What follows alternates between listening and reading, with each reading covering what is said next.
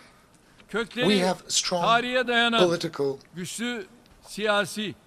economic and humanitarian ties with the Balkans. Avrupa'nın bu kritik bölgesinde istikrarın sağlanması, and we are working hard on bilateral, regional and international platforms to ensure stability in this critical region of Europe and to resolve the disputes through dialogue. Son dönemde gerginleşen We actively support the processes.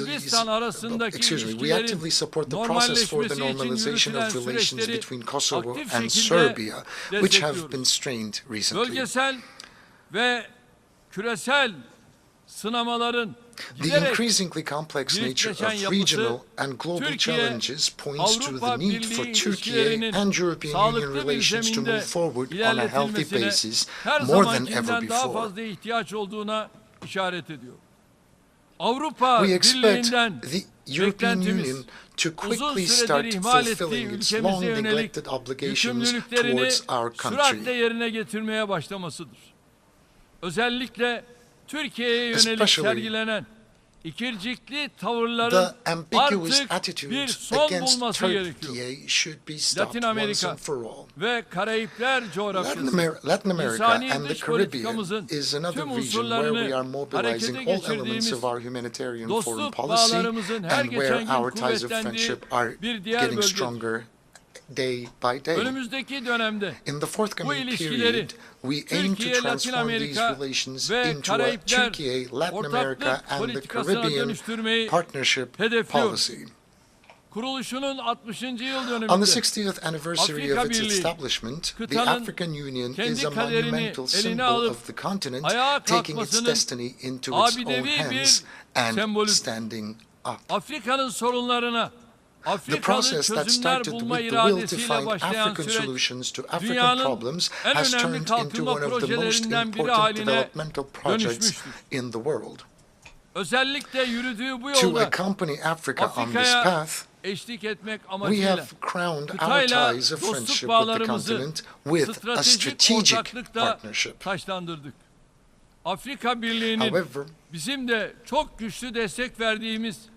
I must once again reiterate that we have welcomed the G20 membership of African Union, which we attach great significance to as well. It's a fact that the Sahel region faces serious political, economic, social and security challenges.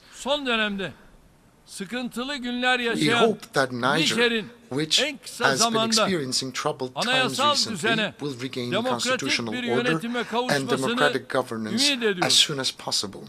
Any military intervention in Niger risks plunging this country and the entire region into deeper instability.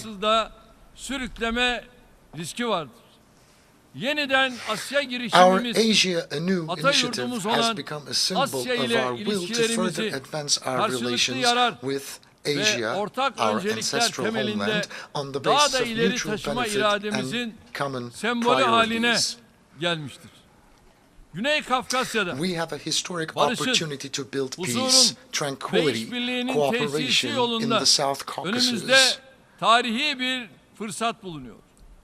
To seize this opportunity fully, we have launched a process with Armenia aiming at good neighborly relations and a full normalization. In the same spirit, we have supported the negotiations between Azerbaijan and Armenia from the very beginning. However, Armenia is not taking the utmost opportunity of this historical chance. We expect a comprehensive peace agreement to be signed between the two countries as soon as possible and promises to be quickly fulfilled, especially the opening of the Zangezur corridor. And Karabakh is the territory of Azerbaijan. Any other status imposed will never be accepted. Herkesin Azerbaycan topraklarında Everybody has the right to coexist on the Azerbaijani soil, including the Armenians, and that should be our primary goal. There will be one, we are moving together with Azerbaijan under the slogan, under the motto that we are two nations, one Kadim medeniyetimizin köklerinin uzandığı ve aynı kültürü paylaştığımız Orta Asya ülkeleriyle işbirliğimizi güçlendiriyoruz. The efforts for the strengthening of our cooperation with the countries of the Central Asia, where the roots of our ancient civilization lie and where we share the same culture, are currently underway. We are pleased that the Organization of Turkic States is becoming an increasingly effective regional and global actor. The Afghani people, who have been going through difficult times for half a century, are in dire need of humanitarian assistance and support, regardless of political motives. The transformation of the interim government into an inclusive administration in which all segments of society are fairly represented will pave the way for Afghanistan and will be positively received in the international arena. Another development that will pave the way for regional peace, stability and prosperity in South Asia will be the establishment of a just and lasting peace in Kashmir through dialogue and cooperation between India and Pakistan. As Turkey, we will continue to support the steps to be taken in this direction. We emphasize at every opportunity that we respect China's territorial integrity and sovereignty. However, we will continue to express our sensitivity regarding the protection of the fundamental rights and freedoms of Uyghur Turks, with whom we have strong historical and humanitarian ties. We are a country that has extended a helping hand to Rohingya Muslims living in difficult conditions in Myanmar and Bangladesh since the first day. Our support for the displaced Rohingyas will continue until their safe, voluntary, dignified and permanent return to their homeland is ensured. Dear delegates, gündemimizdeki bir önemi küresel sınama our goal of continuously improving relations with our neighbors as well as with our friends in more distant geographies is essential manifestation of our quest to respond more effectively to global challenges. And energy supply security is an important issue in the global agenda, and we have carried out significant investments in the last 2 decades in order to depend on our own means. Energy should no longer be used as an instrument of hostility, but energy should be a vessel for solidarity and cooperation. So within this framework, from the Black Sea to the Balkans, from the Caucasia to many different parts of the world, we have always prioritized cooperation and solidarity. And we are striving to do more. And in the field of transportation, Turkey has the geopolitical position to support all projects that will pass through or around it. Technological innovations should be seen as an opportunity to solve global and regional challenges, not as a trump card to increase competitiveness.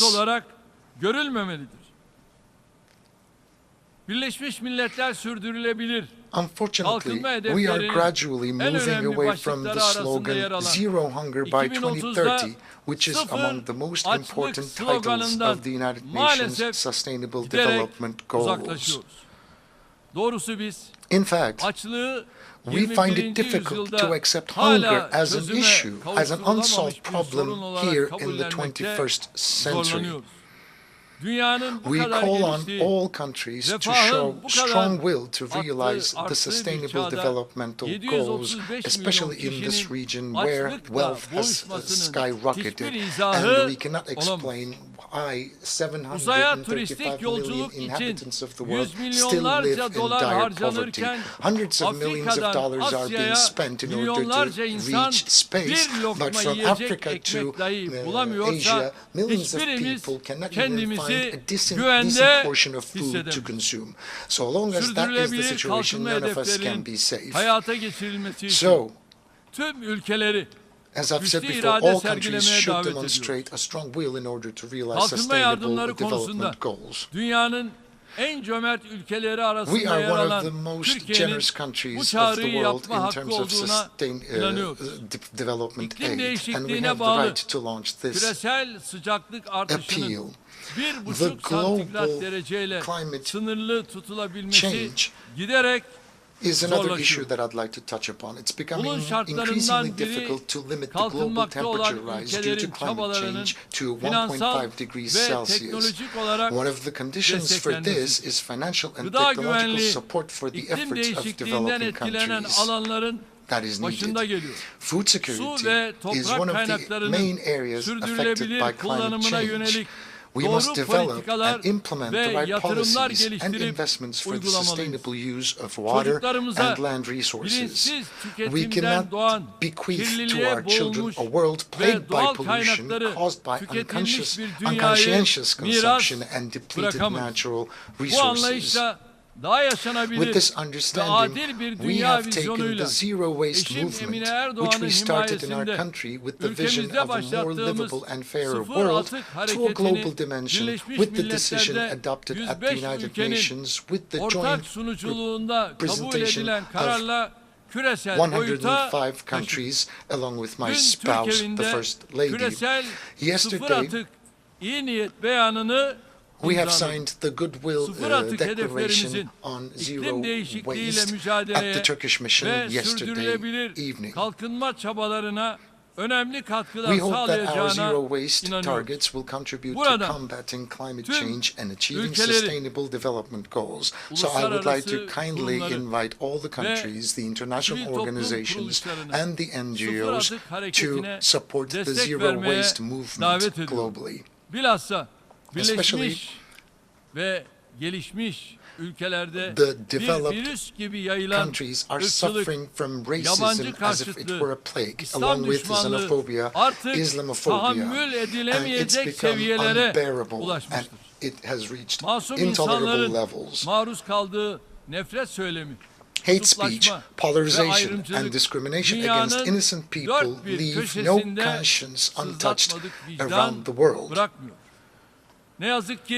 Unfortunately, populist politicians in many countries continue to play with fire by encouraging such dangerous trends.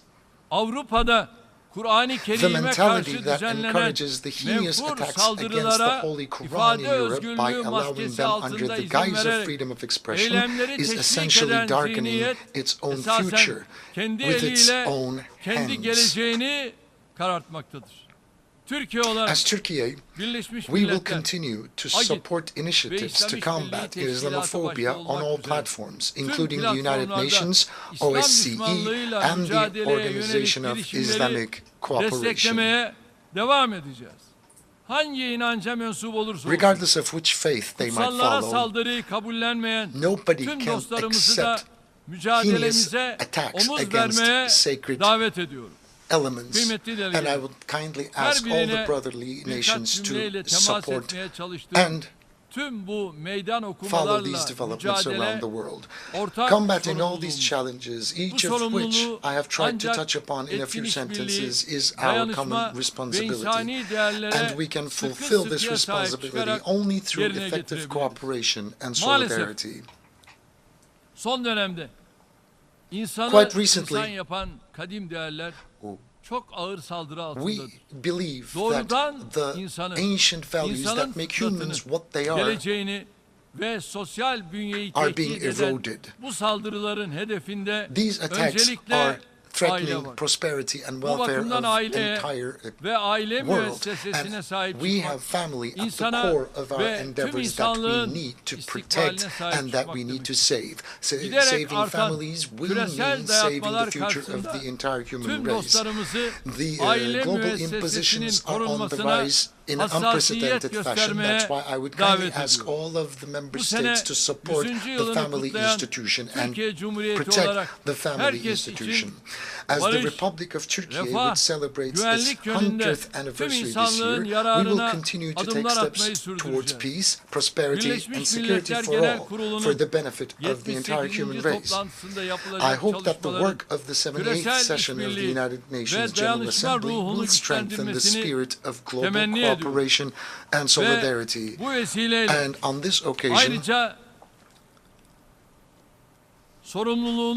I will also take a moment to mention that Ermenistan-Azerbaycan arasındaki son the recent kesinlikle negativities happening between Armenia and Azerbaijan need to be condemned, bölgedeki gelişmelerin and the regional süratle sona developments ermesini de need to temenni be ediyorum. brought to a solution immediately. Hepinizi bir That's kez what I daha hope and sevgi, pray for. I saygıyla would like to greet you selamlıyorum. all once Kalın again with love sağlıcakla. and respect, and may you remain in health. Thank you.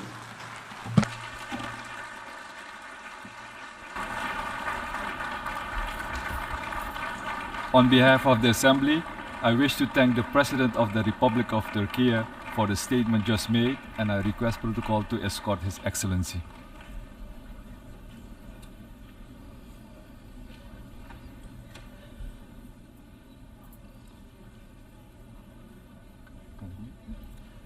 The Assembly will hear an address by His Excellency Marcelo Rebelo de Sousa, President of the Portuguese Republic.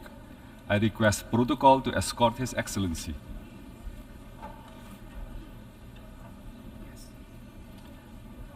On behalf of the General Assembly, I have the honor to welcome His Excellency Marcelo Rebelo de Sousa, President of the Portuguese Republic, and to invite him to address the Assembly. Uma primeira palavra para dizer que Portugal apoia por completo as prioridades do Presidente Denis Francis neste mandato.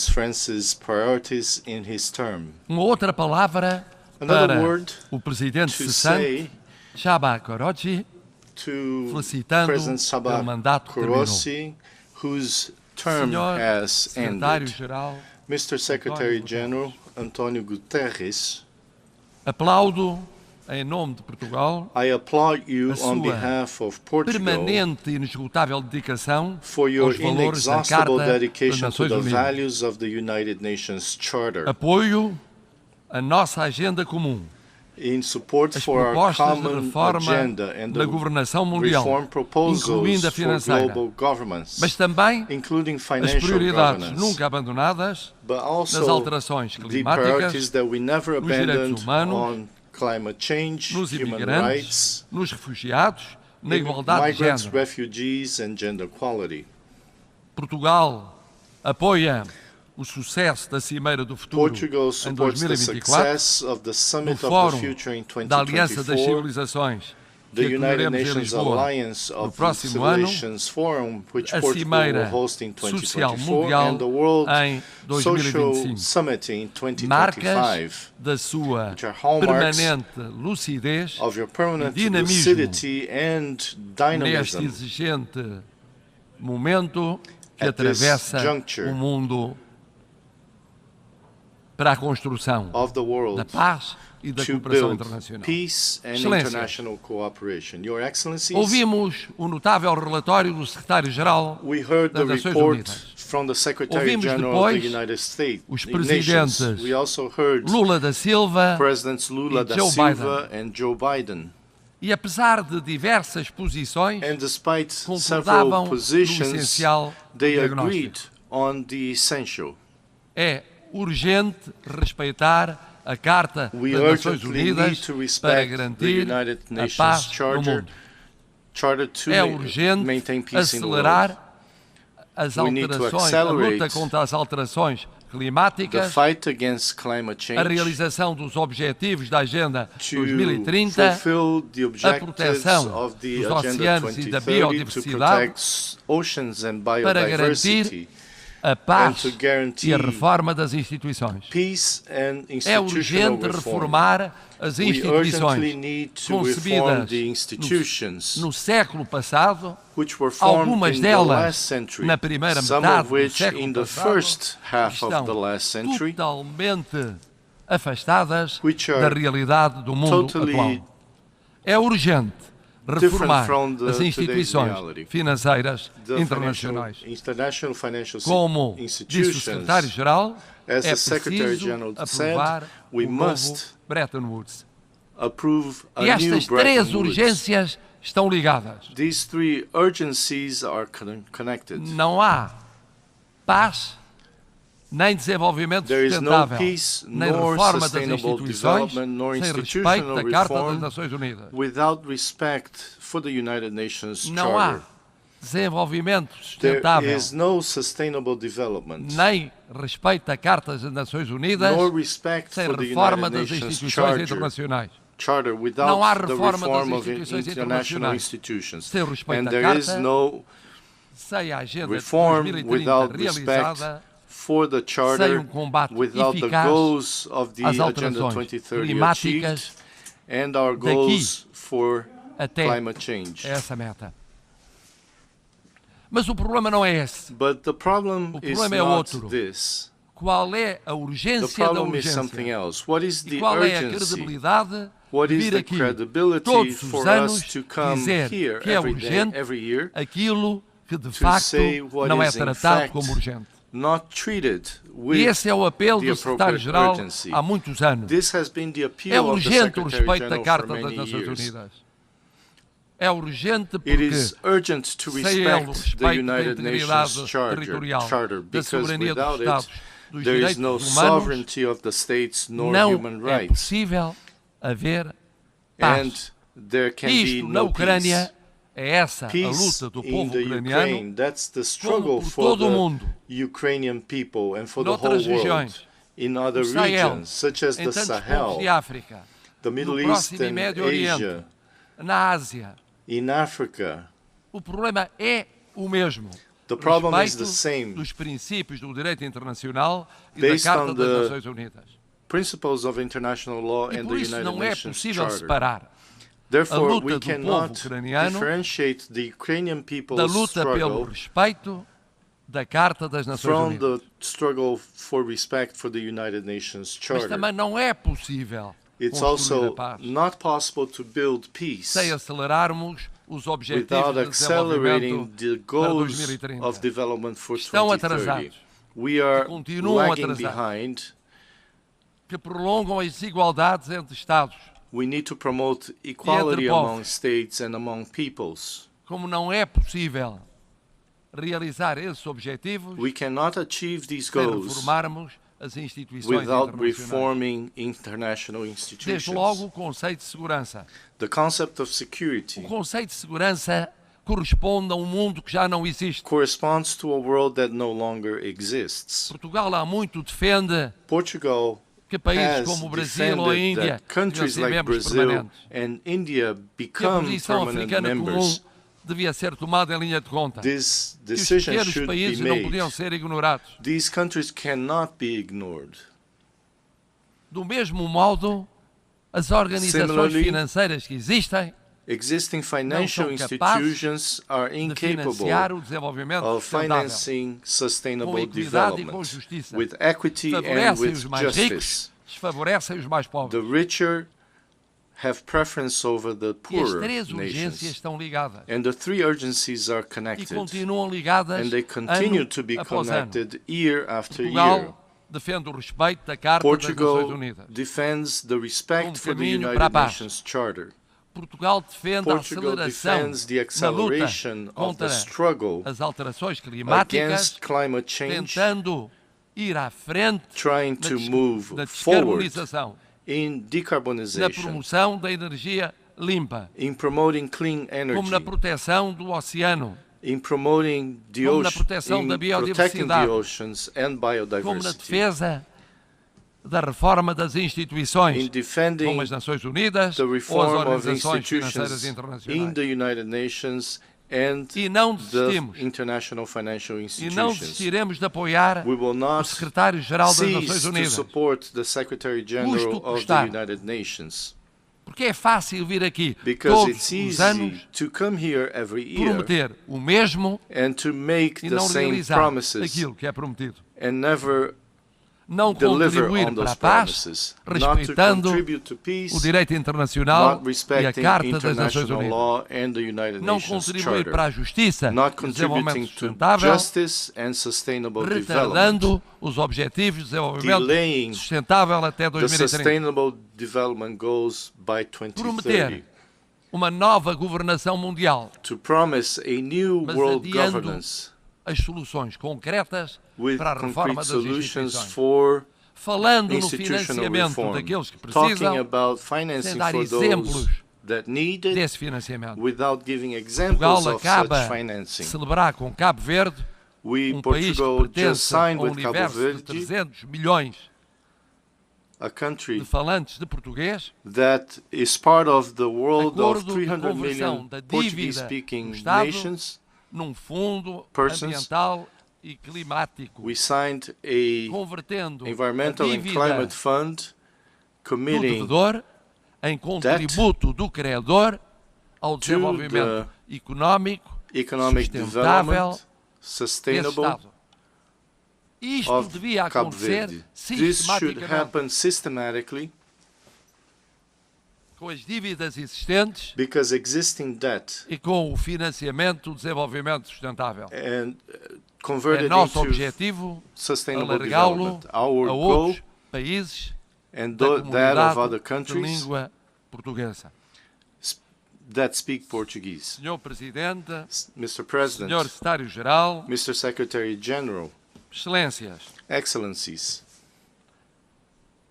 ano após ano, year nós after prometemos. year, É tempo de cumprir. we lose É time. tempo de cumprir no respeito Time has come do direito for us internacional.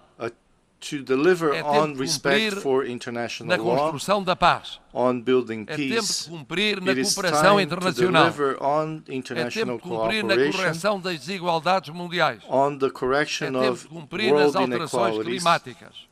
on É tempo climate de cumprir change, na reforma das Nações Unidas. on the É reform tempo of the de cumprir United na Nations. reforma It das is time to instituições deliver financeiras on the mundiais. reform of Sem international isso, não há financial institutions. multilateralismo Without this, possível, there is no não há possible cooperação multilateralism. não There há is paz, no pouco por todo o mundo. lasting cooperation Cada and no dia peace perdido throughout the world. é Every day mais we lose dia de desigualdade, is another day of egoísmo, inequality, de conflito, de selfishness, guerra. conflict, Cada dia war. ganho é Every dia day we mais gain de justiça, is another day solidariedade of e de justice, paz.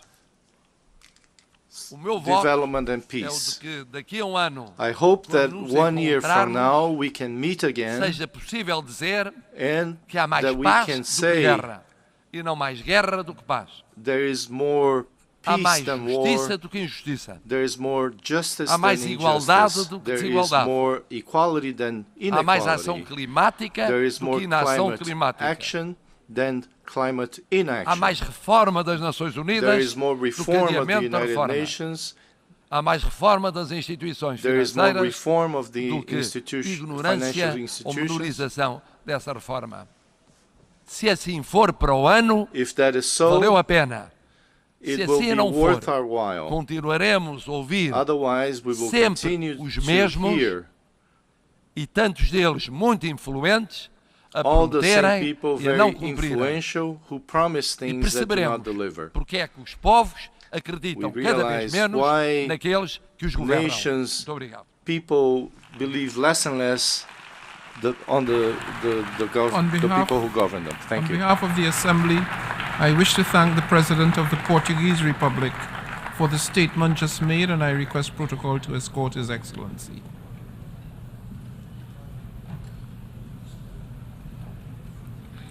The Assembly will hear an address by His Highness Sheikh Tamim bin Hamad Al Thani, Amir of the State of Qatar. I request protocol to escort His Highness.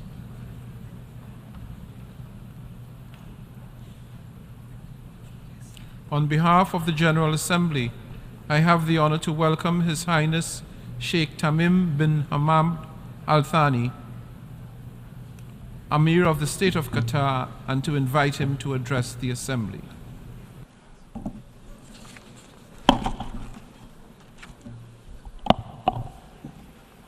In the name of God, most gracious, most merciful, Your Excellency, the President of the General Assembly, Your Excellency, the Secretary General of the United Nations, honorable audience, may God's peace, mercy, and blessings be upon you.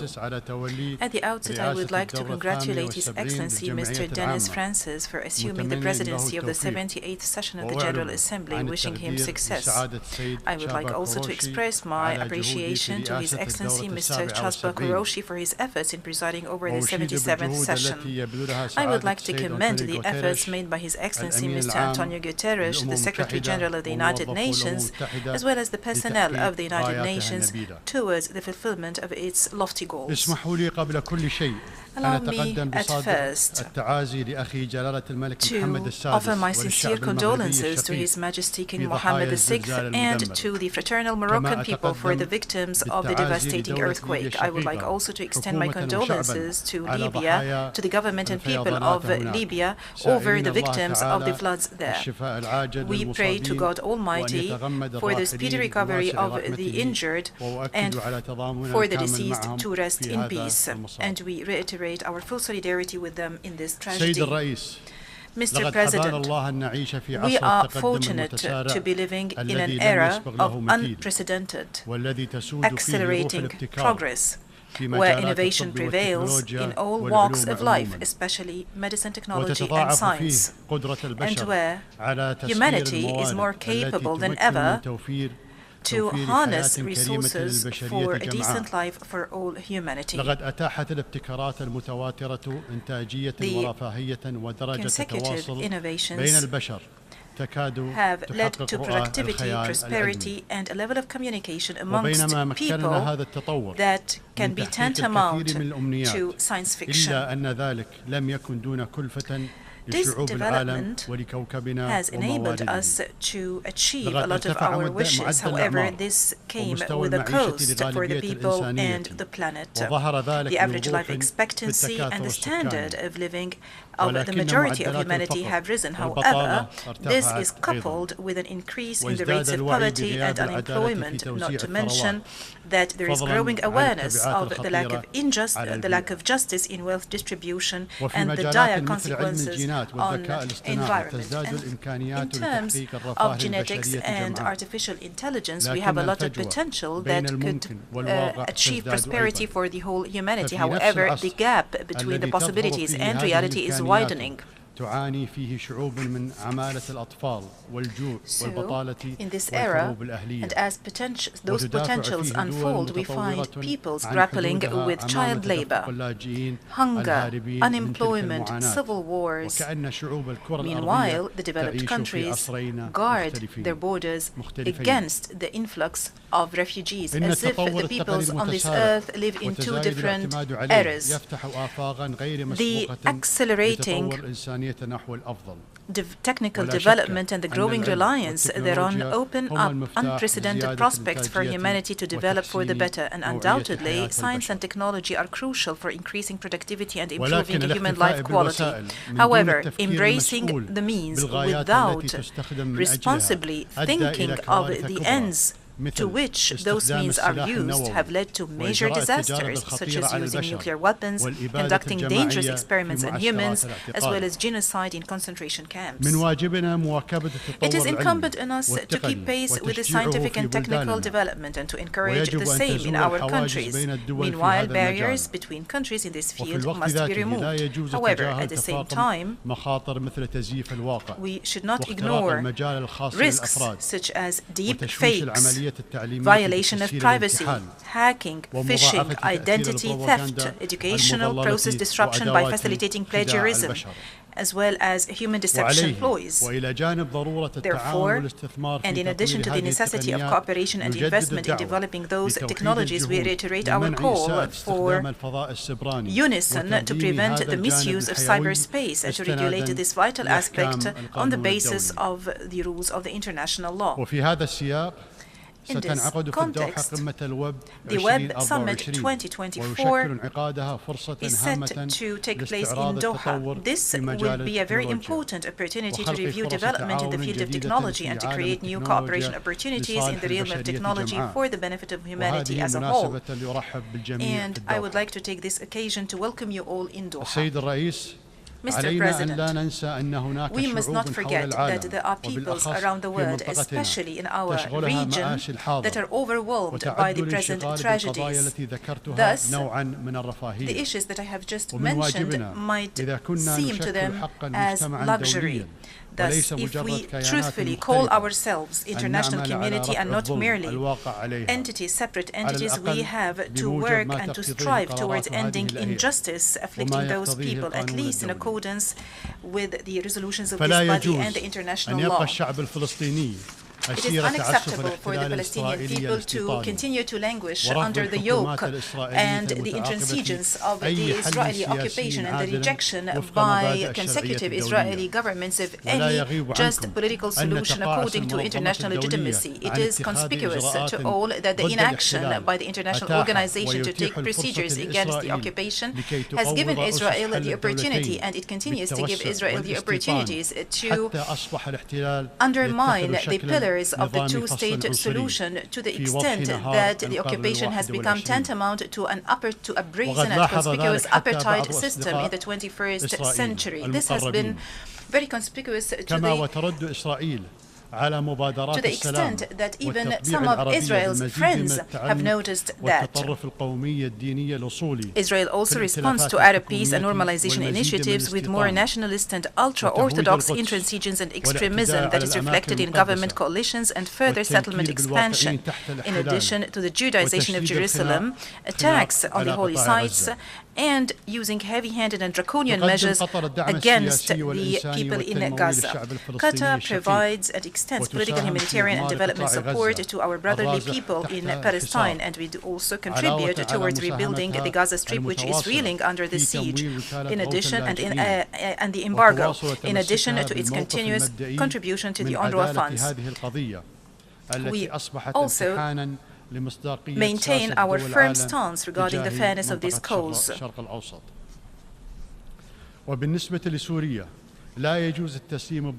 As for Syria, it is unacceptable to condone the injustice sustained by the fraternal people of Syria as destiny. The crisis is awaiting a comprehensive settlement through a political process leading to a political transition in accordance with the Geneva Declaration 1 and the Security Council Resolution 2254, while maintaining Syria's integrity, sovereignty and independence. It's regrettable to witness this year the outbreak of violence in the Sudan, which had dire effect and impact on the Sudanese people and which has exacerbated the crisis of refugees. We condemn all crimes perpetrated against civilians in the capital Khartoum and in Darfur, and we call for holding the perpetrators thereof accountable. Also, we call for putting an end to the violence and to resort to reason to spare civilians the consequences of fighting, and we do stress our support to all regional and international efforts to facilitate ceasefire and dialogue between all political powers in the Sudan for the future of the Sudan. And in fraternal Lebanon, where the specter of danger hangs over the state's institutions, we do stress the need for finding a sustainable solution to the political vacuum, introducing mechanisms that thwart its recurrence and forming a government capable of addressing the aspirations of the Lebanese people. It is regrettable for the suffering of this fraternal people to be prolonged just because of political and personal calculations. And in Yemen, we call for settling the crisis according to the National Dialogue, the Gulf Initiative, and the relevant Security Council resolutions. And when it comes to Libya, we do stress our unwavering support for the endeavors of the Special Representative of the Secretary General and the head of the United Nations Support Mission in Libya. We do support his efforts to achieve tangible results to resolve the Libyan crisis.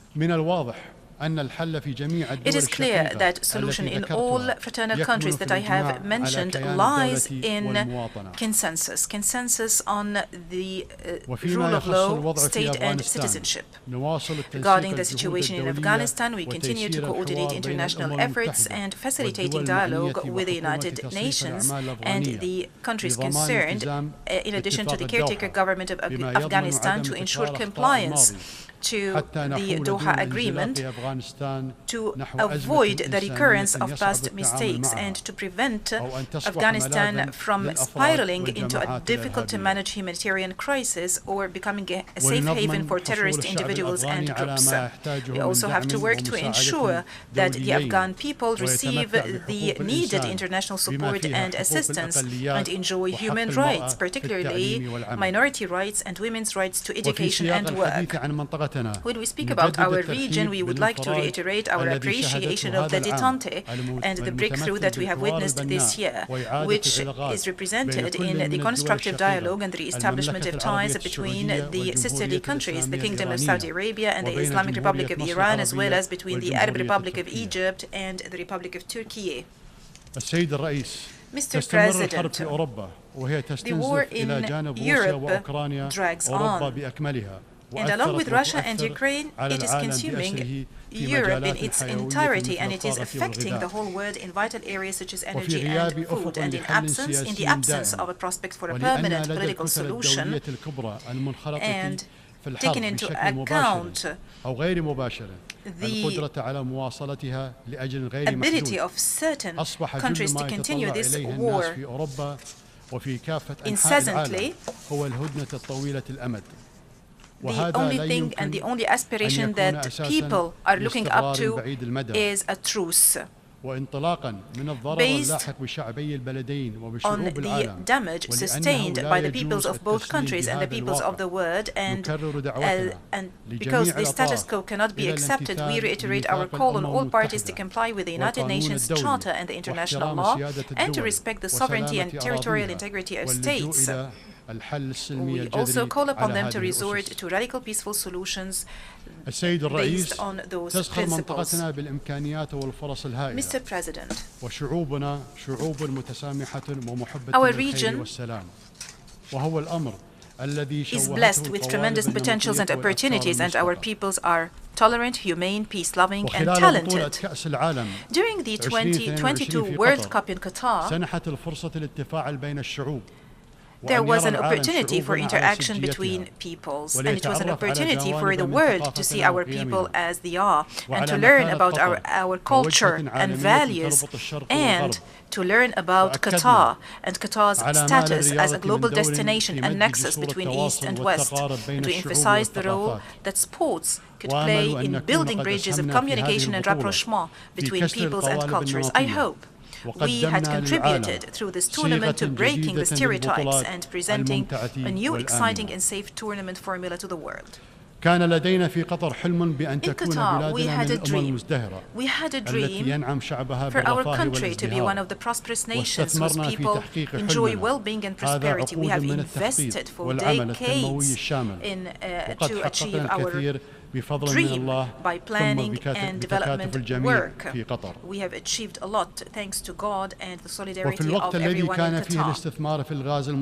While investing in liquefied gas was a leverage to realize that dream, this investment also enabled us to play an important role in addressing the energy challenge around the world by embracing a realistic vision that takes into consideration the world needs for a diverse mix of different energy sources, and by using the highest levels of advanced technology, which is environmental friendly. We do realize that energy export imposes obligations on us as a reliable partner with world countries. At the same time, it makes it incumbent on us to be responsible before our people and our future generations. Thus, Qatar continues to develop its sovereign fund and diversify the sources of its income, including investment in clean energy. The state of Qatar pursues environmentally friendly policies and supports various projects to protect the same. In this regard, we are going to host the Qatar Horticultural Expo next month. دورها في تقديم المساعدات الإنسانية وفي جهود الوساطة وحل النزاعات التي تؤثر على منطقتنا. Responsibly works towards strengthening its role in providing humanitarian aid and mediation efforts and to resolve conflicts that affect the world. The path to resolve conflicts through peaceful means is a long and strenuous path, but it is less costly than wars, and our commitment to continue our efforts in facilitating and making peace is a firm commitment deeply rooted in the core of our foreign policy. Mr. President, we stress that we take pride in our partnership with this international organization, and this is evidenced by Qatar's opening the United Nations House in last March, which includes 12 UN offices so far. Last March, or in March of this year, my country hosted the 5th United Nations Conference on the Least Developed Countries, which is considered one of the most prominent international fora. During this forum, efforts were galvanized to achieve the ambitious goals of the Doha Action Programme for the benefit of the least developed countries during the decade of 2020 to 2031. We do reiterate that the state of Qatar is a major and active partner in the endeavors made to respond to the priorities and needs of these countries. Thus, we welcome the Sustainable Development Goals Summit held yesterday. ويسعدنا قيام دولة قطر مرة أخرى بدور ريادي في المناقشات الرئيسية تحت مظلة الأمم المتحدة وأخرها العمل مع أيرلندا على تيسير المفاوضات الحكومية حول إعلان السياسي الذي يعتمد قمة أهداف التنمية المستدامة بالأمس. ونحن نرى أن التعاون في هذه المجالات يسهم في الوقاية المسبقة من موجات اللجوء التي باتت تشكل مشكلة حقيقية لأوروبا وأيضا للدول الأفريقية والآسيوية. واسمحوا لي أن أنبه إلى ضرورة محاربة العنصرية وحملات التحريض على شعوب وديانات وحضارات بأكملها. وبالمناسبة أقول لإخواني المسلمين أنه لا يجوز أن يشغلنا معتوه أو مغرض كلما خطر بباله أن يستفزنا بحرق القرآن الكريم أو بنذالة أخرى. فالقرآن أسمى من أن يمسه معتوه. قال تعالى: خذ العفو وأمر بالعرف وأعرض عن الجاهلين. وفي الوقت ذاته أقول لكل من يبرر هذه الأفعال القبيحة لأنها حرية تعبير لا يجوز أن يكون المس المقصود بمقدسات الآخرين نموذجا عن حرية التعبير. ختاما، من واجب القادة العمل على تمكين الشعوب من سبل العيش بسلام وأمن والتطلع إلى مستقبل أفضل لجيل الأبناء، وثمة معوقات على مستوى المجتمع الدولي تتمثل أساسا في عدم إخضاع التناقضات والتنافس بين الدول الكبرى لمبادئ حد أدنى ملزما في قضايا عابرة لاختلاف أنظمة الحكم، وتهم الإنسانية جمعاء مثل التغير المناخي وقضايا البيئة عموما والفقر والظلم الصارخ المتمثل بالاحتلال والعنصرية وجرائم الحرب. هذا هو الإجماع الذي يجب أن يحصل هنا في هذه المنظمة الدولية لكي لا نغرق في التفاصيل ولكي لا يضيع مستقبل شعوب بأكملها بسبب عدم استعداد هذه الدول للتعاون في تنفيذ القانون الدولي. السلام عليكم ورحمة الله وبركاته.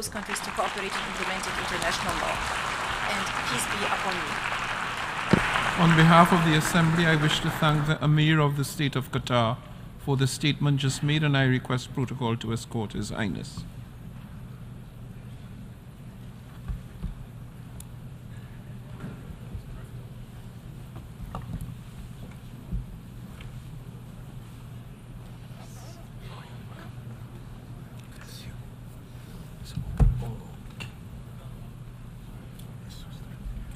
Can I start now?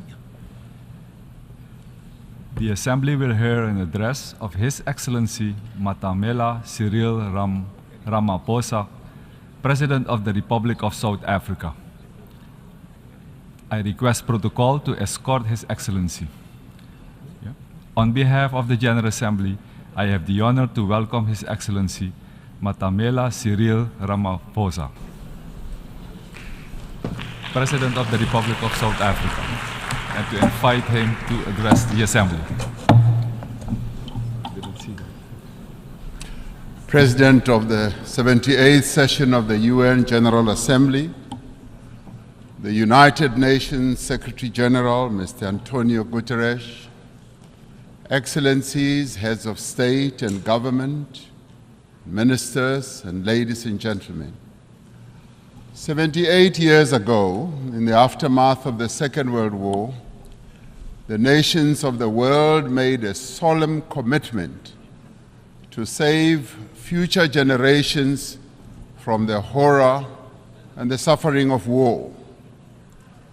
Through the United Nations Charter, these nations accepted a shared mandate to foster peace and promote fundamental human rights, to promote social progress, and to ensure that there's a better standard of life for all. And yet, as we gather here, much of humanity is confronted by war and conflict, by want and hunger, by disease and environmental damage and disaster. Solidarity and trust between states is being eroded. Inequality, poverty, and unemployment are deepening across many nations in the world. In these conditions, and in the wake of a devastating global pandemic, the achievement of the Sustainable Development Goals seem increasingly remote. At the moment when every human effort should be directed towards the realization of Agenda 2030, our attention and our energies have once again been diverted by the scourge of war. But these woes, these divisions, these seemingly intractable troubles can and must be overcome. Over millennia, the human race has demonstrated an enormous capacity for resilience, for an ability to resolve problems, for adaptation, innovation, compassion, and solidarity. At this moment, we are all called upon to reaffirm these essential qualities that define our common humanity. These qualities must be evident in how we work together as a global community and as nations of the world to end war and conflict.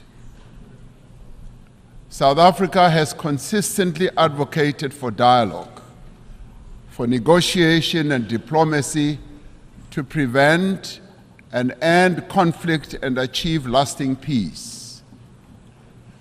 It has committed itself as a country to the promotion of human rights, human dignity, justice, democracy, and to the adherence of international law. From the experience of our own journey, from the evil system of apartheid, which was declared a crime against humanity by this very organization, to democracy, we value the importance of engaging all parties to conflicts to achieve peaceful, just, and enduring solutions.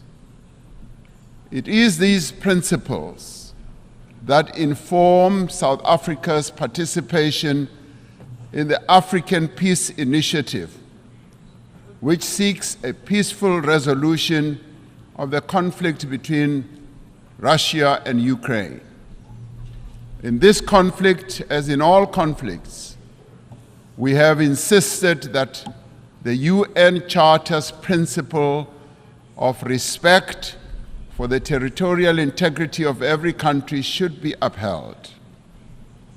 Our participation in the African Peace Initiative, supported by 7 countries from the African continent, is informed by a desire to see an end to the suffering of those most directly affected by the conflict and the millions on our own continent and across the world who, as a result of the conflict, are now vulnerable to worsening hunger and deprivation. As we engaged with the parties in this conflict as African leaders, one of the issues we raised was that there should be confidence-building measures that could create a sense of conflict towards the resolution of this conflict. In this regard, we said issues such as the return of the children who were removed from Ukraine should be returned. We also said that the prisoners of war should be exchanged between the 2 countries. I've just held a meeting with President Zelensky, who says that, in part, some of our efforts are bearing fruit as the children are now being returned and the prisoners are also being exchanged. But then we said we need to see this happening on a much faster pace. As the international community, we must do everything within our means to enable meaningful dialogue, just as we should refrain from any actions that fuel conflict. As we confront other conflicts in several parts of the world, including on our own continent, Africa, we need to be investing in prevention and peace building. We support the call by the UN Secretary General in the new Agenda for Peace for member states to provide more sustainable and predictable financing for peace-building efforts. As a global community, we should be concerned by the recent incidents of unconstitutional changes of government in some parts of Africa. The global community needs to work alongside the African Union to support peace efforts in the DRC, in Libya, Sudan, Somalia, Mali, Central African Republic, South Sudan, North Mozambique, the Great Lakes region, the Sahel, Niger, and the Horn of Africa. The African Union Peace and Security Council has declared that it stands ready to deepen its cooperation with the UN Security Council to silence the guns on the African continent and to achieve peace and stability and development. We are called upon to remain true to the founding principles of the United Nations by recognizing the inalienable right of the people of Western Sahara for self-determination in line with the relevant UN General Assembly resolutions. We must work for peace in the Middle East for as long as the land of the Palestinians remains occupied, for as long as their rights are ignored and their dignity is denied, such peace will remain elusive. The actions of the government of Israel have imperiled the possibility of a viable 2-state solution. The principles of the UN Charter on Territorial Integrity and on the prohibition of the annexation of land through the use of force must be applied in this situation as well. South Africa continues to call for the lifting of the economic embargo that was imposed 60 years ago against Cuba, an embargo that has caused untold damage to the country's economy and the people of Cuba as well. The sanctions that are also being applied against South Africa's neighbor, Zimbabwe, should also be lifted as they are imposing untold suffering on ordinary Zimbabweans, but also have a collateral negative impact on neighboring countries as well, such as my own country, South Africa. As many people around the world are confronted by hunger and want, the essential human qualities of cooperation and solidarity must be evident in the actions that we take to bridge the divide between the wealthy and the poor. We must summon the necessary will and resolve to regain the momentum towards the achievement of the 2030 agenda. This means that we must address the fundamental developmental challenges that have long characterized as well our unequal world. To address the developmental challenges that face many people in the world, we are required to focus on targeted investment, on technology transfer, capacity building support, especially in key areas such as supporting industrialization, building infrastructure, ensuring that agriculture investment takes place, ensuring that there is investment in water, energy, education, and health. This also requires predictable and sustainable financial support, including supportive trade policies from the international community. We call on the partners of the wealthier countries to meet the financial commitments they have made. It is a matter of great concern to us from the Global South that these wealthier countries in the Global North have failed to meet the undertakings they made to provide $100 billion a year for developing economies to take climate action. This must be changed, and the money must be made available in the interest of development. We support the proposals outlined in the Secretary General's Sustainable Development Goals stimulus. In particular, we support the call to tackle debt and debt distress that many countries, particularly in the Global South, are burdened by. And we support the call to massively scale up affordable long-term financing to $500 billion a year and to expand contingency financing to countries that are in need. It is a grave indictment on this international community that we can spend so much money on war. And in fact, trillions are being spent on war, but we cannot support action that needs to be taken to meet the basic needs of billions of people in the world, needs such as addressing hunger, health, empowering women, and making sure that there is development in countries that are vulnerable.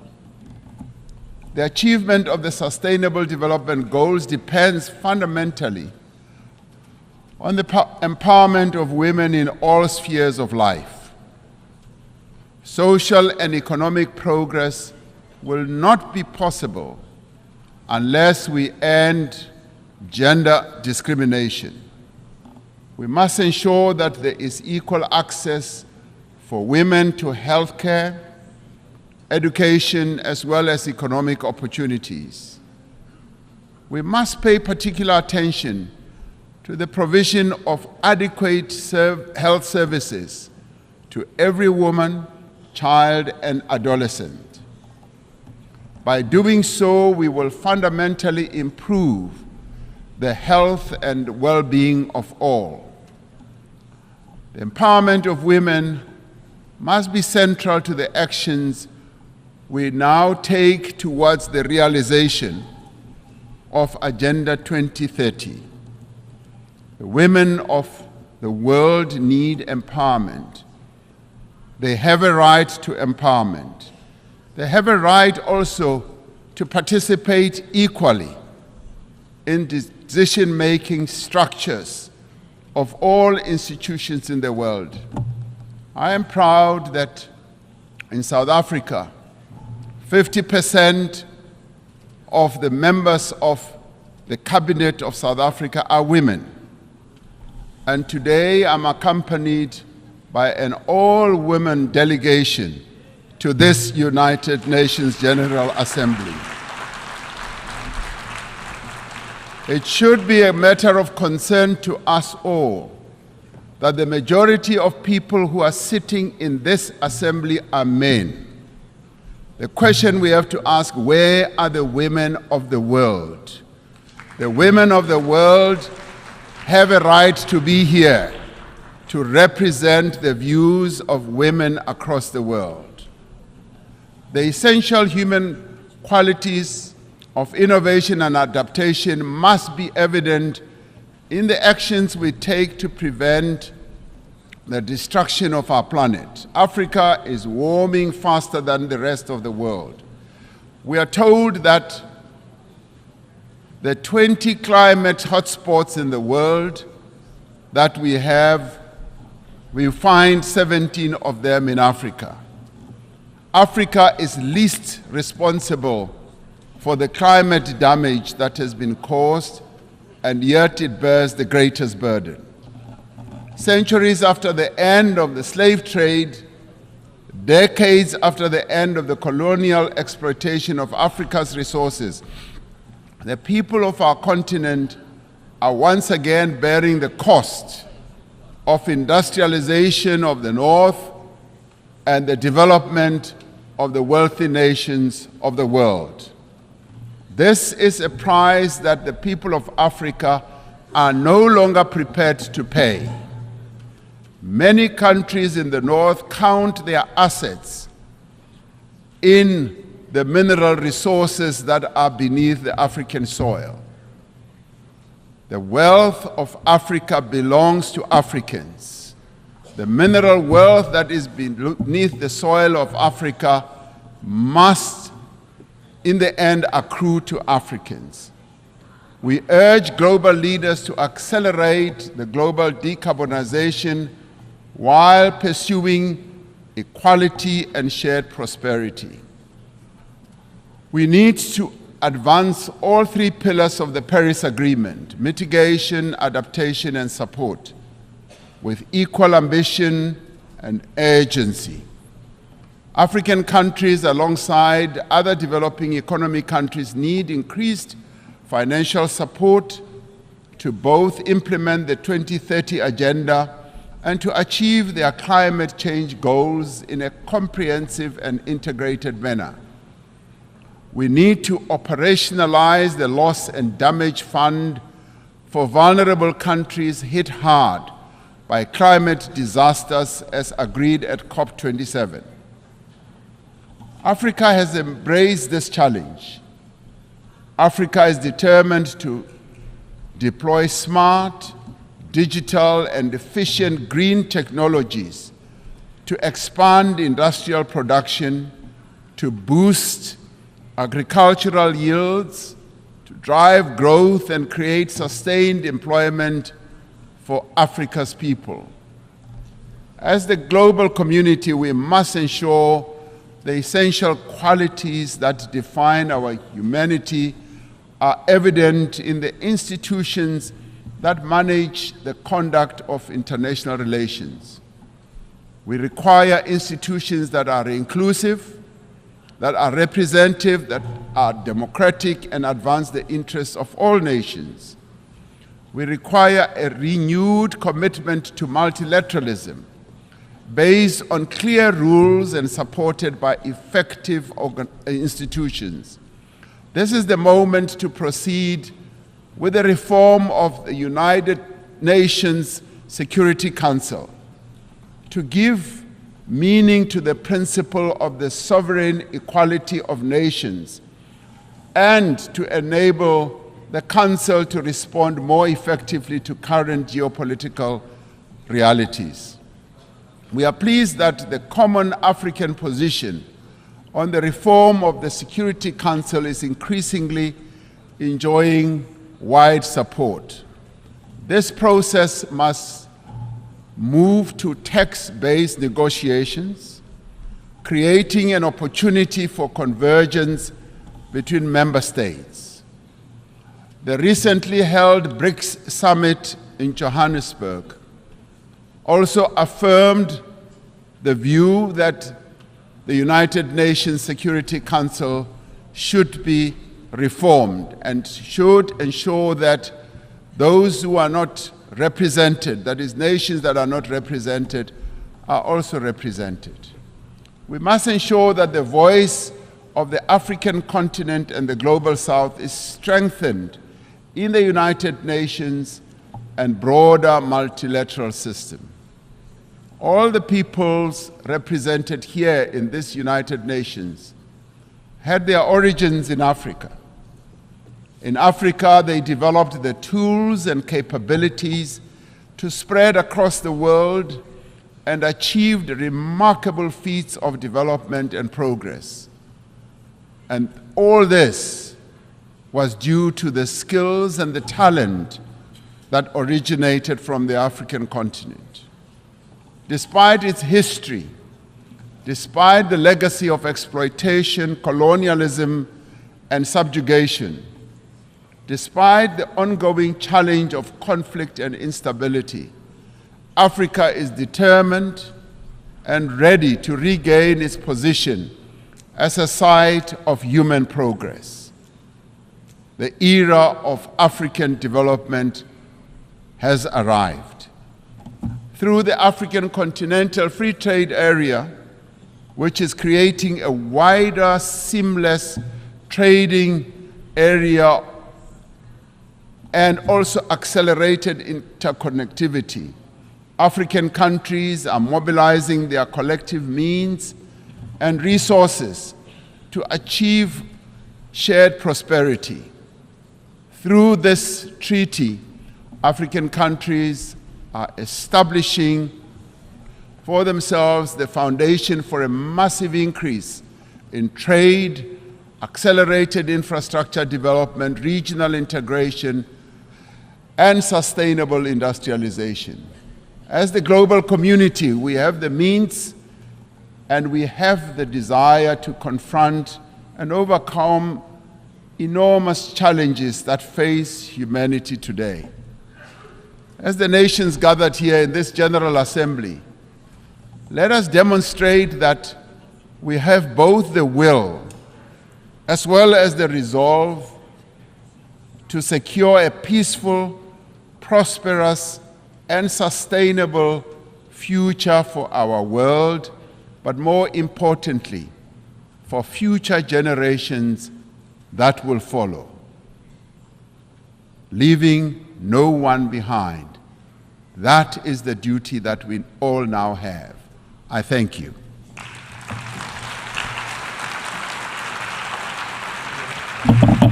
I wish to thank the President of the Republic of South Africa for the statement just made, and I request protocol to escort His Excellency.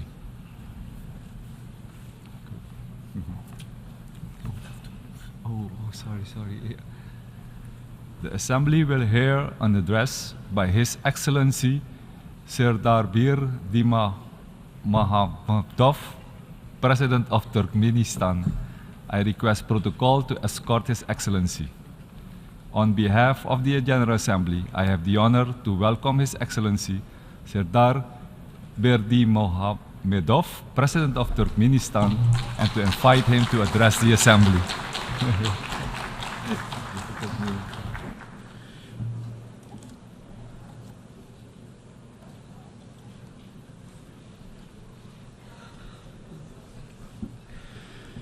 Dear heads and members of delegations, ladies and gentlemen, first of all, I would like to congratulate you with the opening of the 78th session of the General Assembly of the United Nations and wish you the productive work.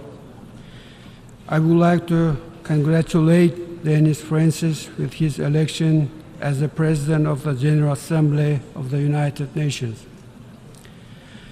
Today, high responsibility should unite all member states of the United Nations.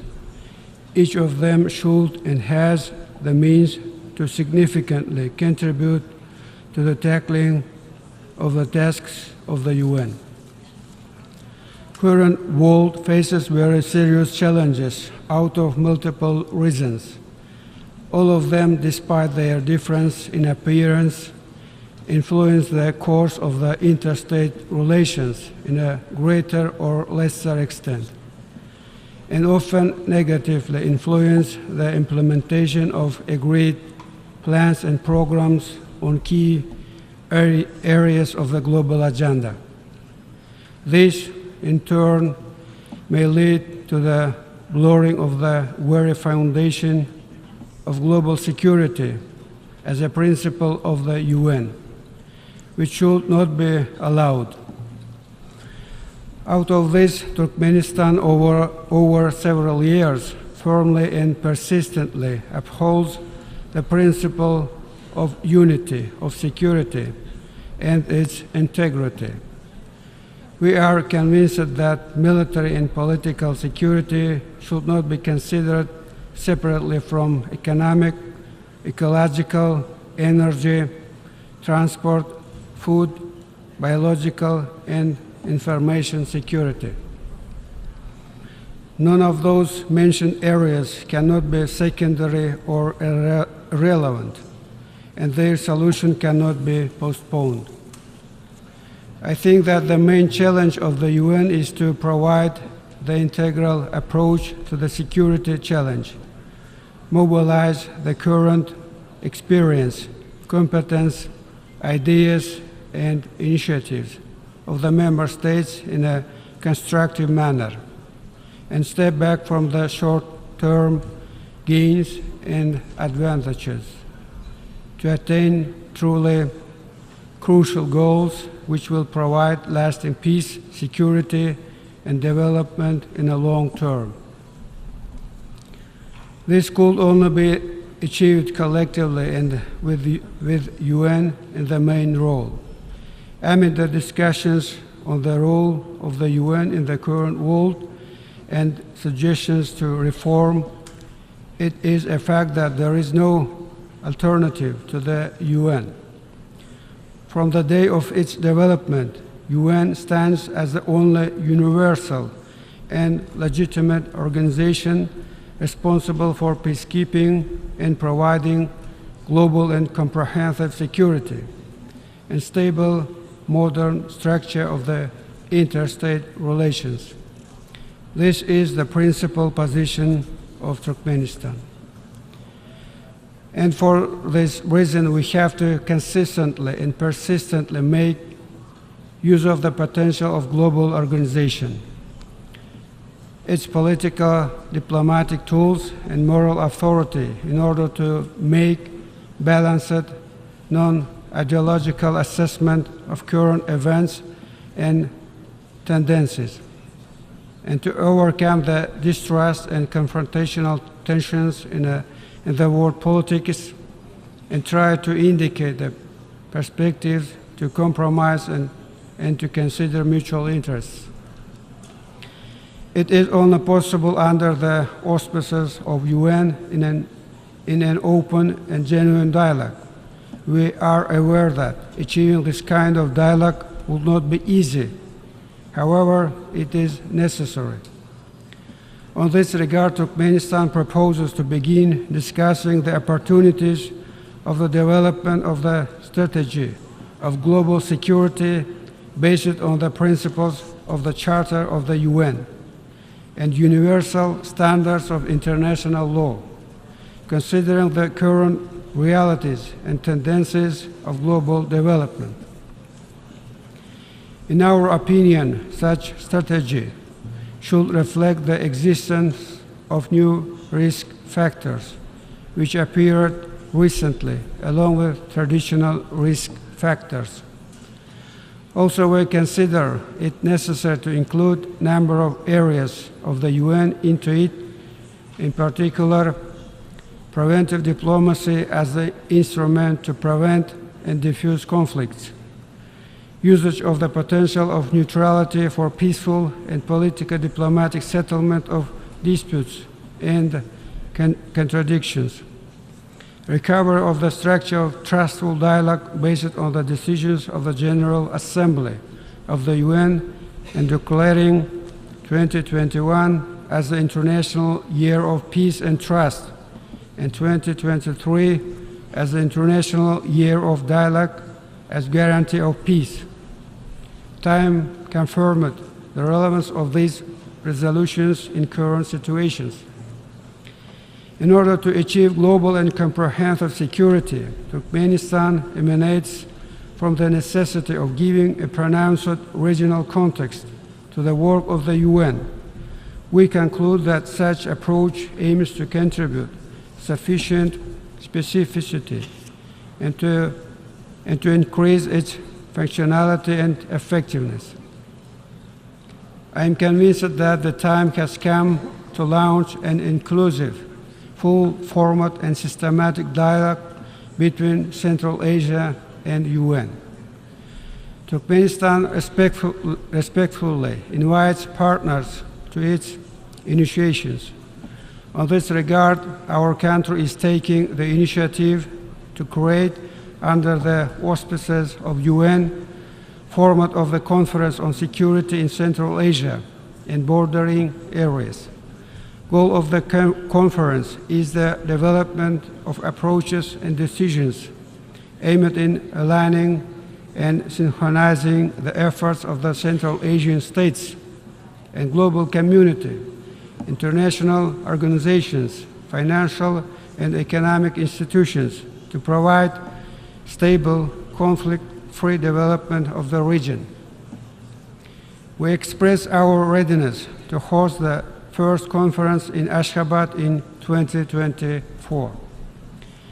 Dear participants, among the key areas of the work of the UN in coming years, Turkmenistan considers the addressing of urgent climate and ecological issues. Among them, we highlight the issues regarding global methane pledge. I have to tell that with joining the Paris Agreement for Climate Change in 2017, a number of relevant national programs were adopted in our country. National events are being held aimed at reducing and eliminating negative effects of methane emissions into the atmosphere.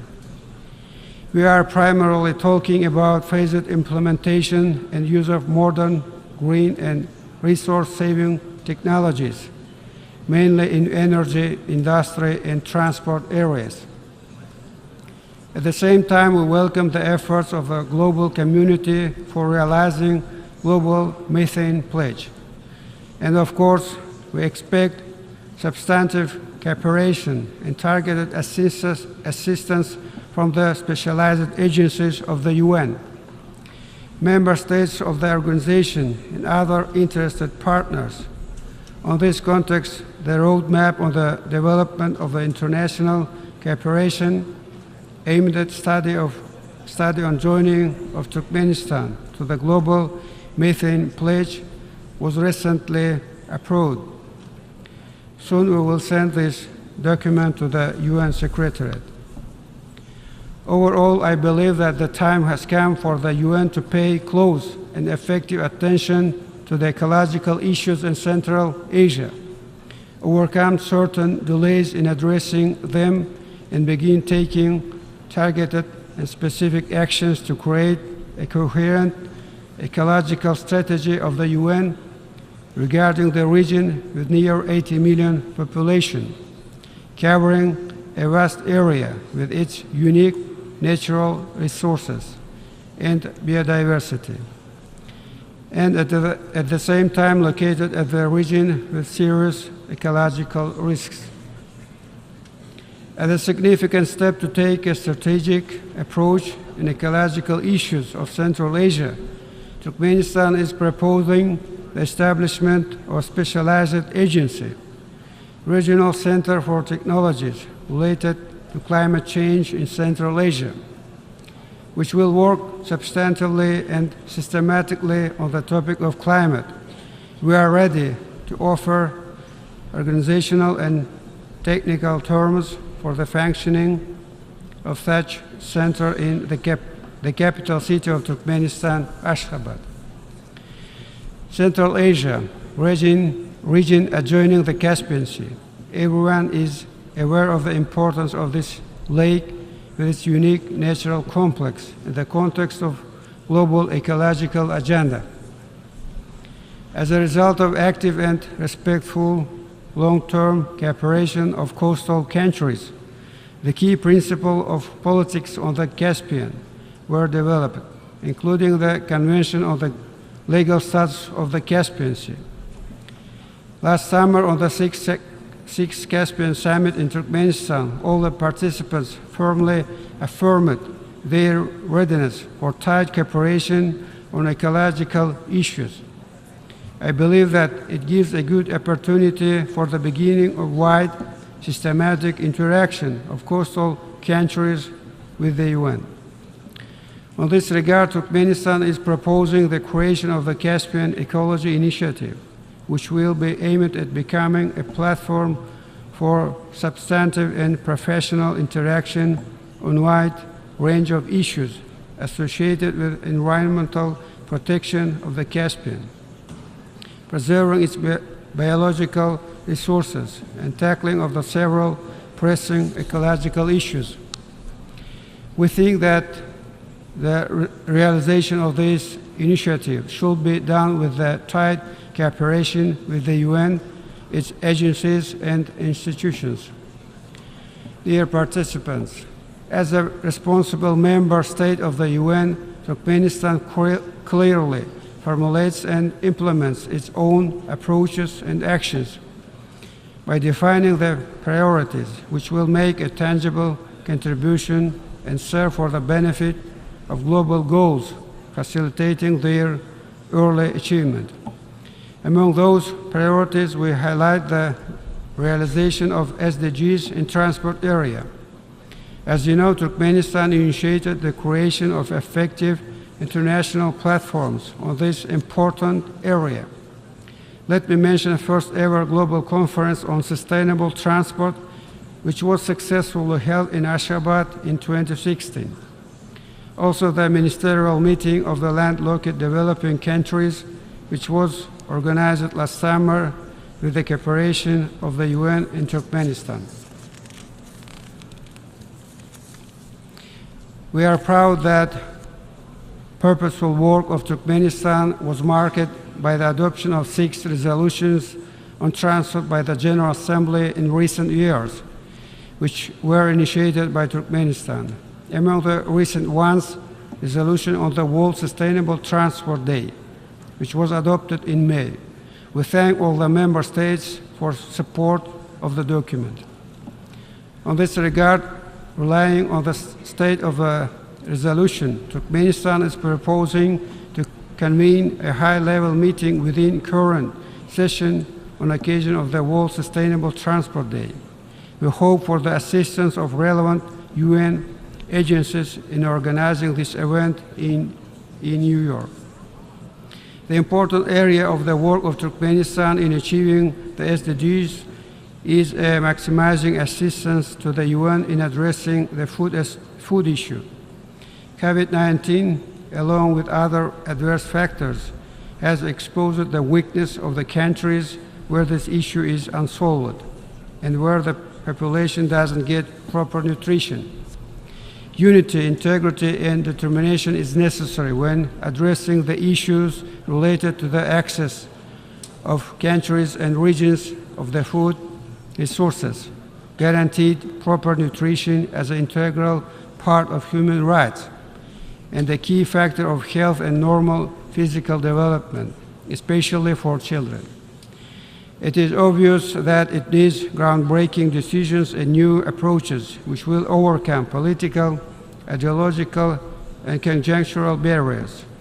Consequently, Turkmenistan comes forward with an initiative to convene a major international forum on food security with the cooperation of World Food Programme, World Health Organization, and United Nations Children's Fund under the auspices of UN. We express our readiness to provide terms for holding such an event in the capital city of Turkmenistan within the agreed time frame. Dear participants, dear heads and members of delegations, next year in Turkmenistan and far beyond its border, including the UN, will celebrate the 300th anniversary of prominent son of the Turkmen nation, poet, philosopher, and public figure, Mahtomuli Prage.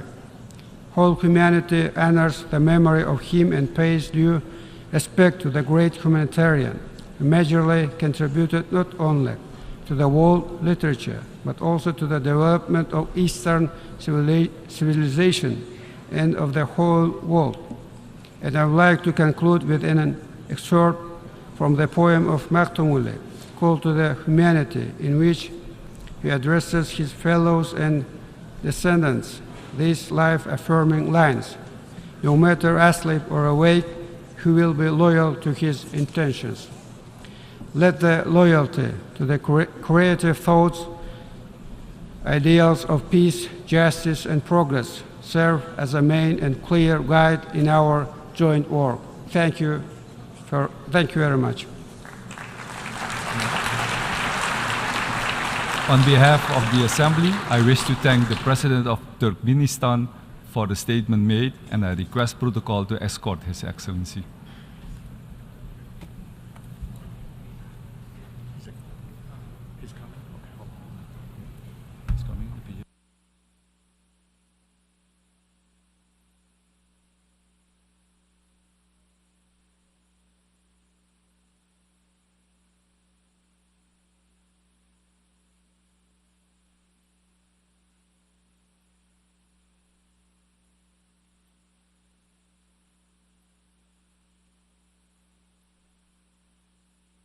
Assembly will hear an address by His Excellency Volodymyr Zelensky, President of Ukraine.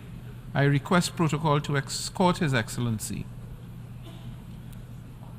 On behalf of the General Assembly, I have the honor to welcome His Excellency Volodymyr Zelensky, President of Ukraine, and invite him to address the Assembly.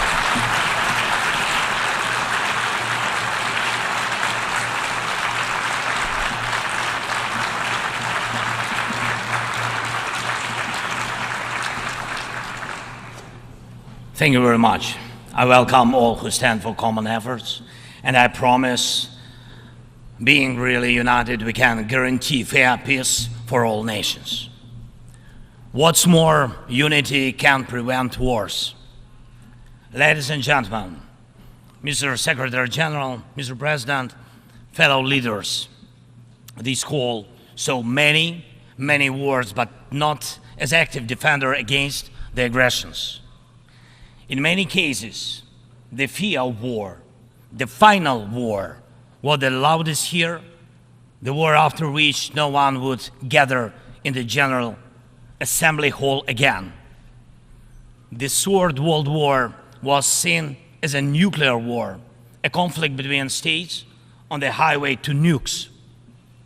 Other wars seemed less scary compared to a threat of the so-called great powers firing their nuclear stockpiles.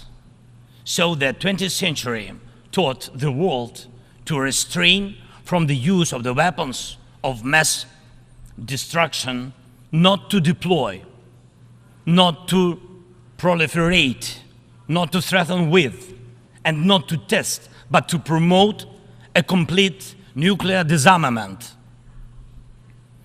Frankly, this is a good strategy, but it should not be the only strategy to protect the world from the final war.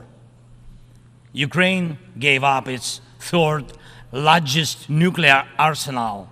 The world then decided Russia should become a keeper of such power. Yet history shows it was Russia who deserved nuclear disarmament the most back in 1990s.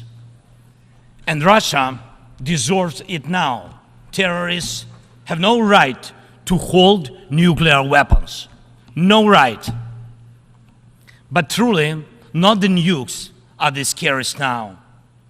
While nukes remain in place, the mass destruction is gaining its momentum. The aggressor is weaponizing many other things, and those things are used not only against our country, but against all of yours as well. Fellow leaders, there are many conventions that restrict weapons, but there are no real restrictions on weaponization. First, let me give you an example. The food. Since the start of the full-scale war, the Ukrainian ports in the Black and Azov Seas have been blocked by Russia. Until now, our ports on the Danube River remain the target for missiles and drones. And it is a clear Russia's attempt to weaponize the food shortage on the global market in exchange for recognition for some, if not all, of the captured territories. Russia is launching the food prices as weapons. The impact spans from the Atlantic coast of Africa to the Southeast Asia, and this is the threat scale. And I would like to thank those leaders who supported our Black Sea Grain Initiative and program Grain from Ukraine. Thank you so much.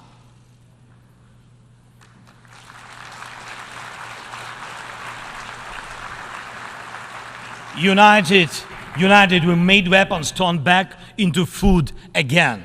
More than 45 nations saw how important it is to make Ukrainian food products available on the market, from Algeria to Spain to Indonesia and China.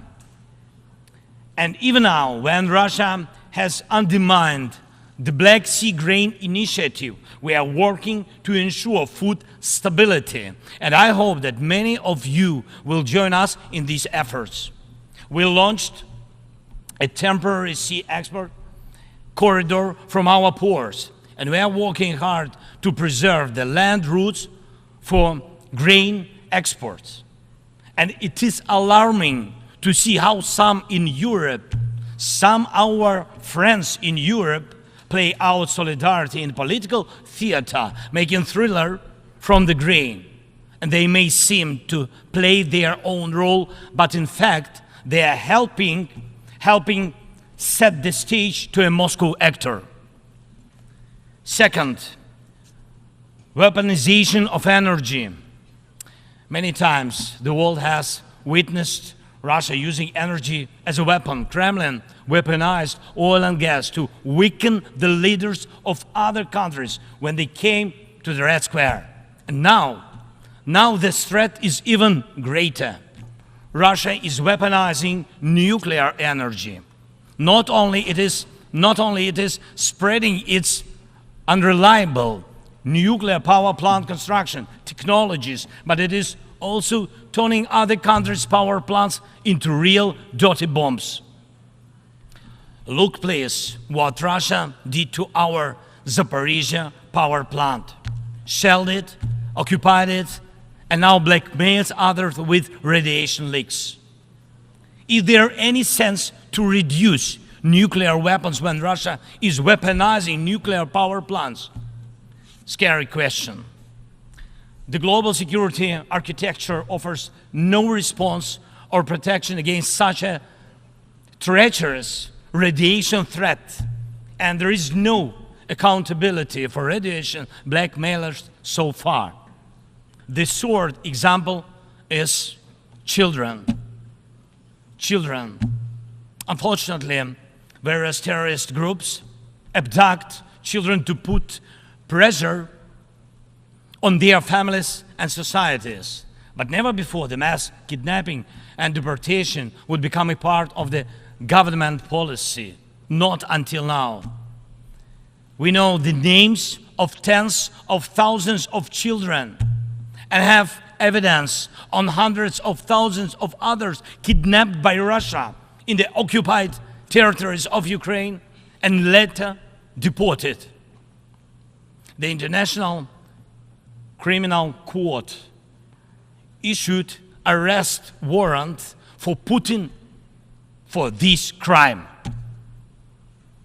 And we are trying to get children back home. But time goes by. What will happen with them? What will happen to them? Those children in Russia are taught to hate Ukraine, and all ties with their families are broken. And this is clearly a genocide. When hatred is weaponized against one nation, it never stops there. Each decade, Russia starts a new war. Parts of Moldova and Georgia remain occupied. Russia turned Syria into ruins. And if not Russia, the chemical weapons would have never been used there in Syria. Russia has almost swallowed Belarus. It is obviously threatening Kazakhstan and other Baltic states. And the goal of the present war against Ukraine is to turn our land, our people, our lives, our resources into a weapon against you, against the international rules-based order. Many seats in the General Assembly Hall may become empty if Russia succeeds with its treachery and aggression. Ladies and gentlemen, the aggressor scatters deaths and brings ruins even without nukes, but the outcomes are alike. We see towns, we see villages in Ukraine wiped out by Russian artillery, leveled to the ground completely. We see the war of drones. We know the possible effects of spreading the war into the cyberspace. The artificial intelligence could be trained to combat well before it would learn to help the humanity. Thank God, people have not yet learned to use climate as a weapon. Even though humanity is failing on its climate policy objectives, this means that extreme weather will still impact the normal global life, and some evil state will also weaponize its outcomes. And when people in the streets of New York and other cities of the world went out on climate protest, we all have seen them. And when people in Morocco and Libya and other countries die as a result of natural disasters, and when islands and countries disappear underwater, and when tornadoes and deserts are spreading into new territories, and when all of this is happening, one unnatural disaster in Moscow decided to launch a big war and kill tens of thousands of people. We have to stop it. We must act united to defeat the aggressor and focus all our capabilities and energy on addressing these challenges. As nukes are restrained, likewise the aggressor must be restrained, and all its tools and methods of war. Each war now can become final, but it takes our unity to make sure that aggression will not break in again. And it is not a dialogue between the so-called great powers somewhere behind the closed doors that can guarantee us all the new wars era, but open war of all nations for peace. Last year, I presented the outlines of the Ukrainian peace formula at the UN General Assembly. Later, in Indonesia, I presented the full formula. And over the past year, the peace formula became the basis to update the existing security architecture. Now we can bring back to life the UN Charter and guarantee the full power for the rules-based world order. And tomorrow, I will present the details at a special meeting of the UN Security Council. The main thing is that it is not only about Ukraine. More than 140 states and international organizations have supported the Ukrainian peace formula fully or in part. The Ukrainian peace formula is becoming global. Its points offer solutions and steps that will stop all forms of weaponization that Russia used against Ukraine and other countries and may be used by other aggressors. Look, for the first time in modern history, we have a real chance to end the aggression on the terms of the nation which was attacked. And this is a real chance for every nation to ensure that aggression against your state, if it happens, God forbid, will end, not because your land will be divided and you will be forced to submit to military or political pressure, but because your territory and sovereignty will be fully restored. We launched the format of meetings between national security advisors and diplomatic representatives. Important talks and consultations were held in Hiroshima, in Copenhagen, and in Jeddah on the implementation of the peace formula. And we are preparing a global peace summit. And please, I invite all of you who do not tolerate any aggression to jointly prepare the summit. And I am aware of the attempts to make some shady dealings behind the scenes. Evil cannot be trusted.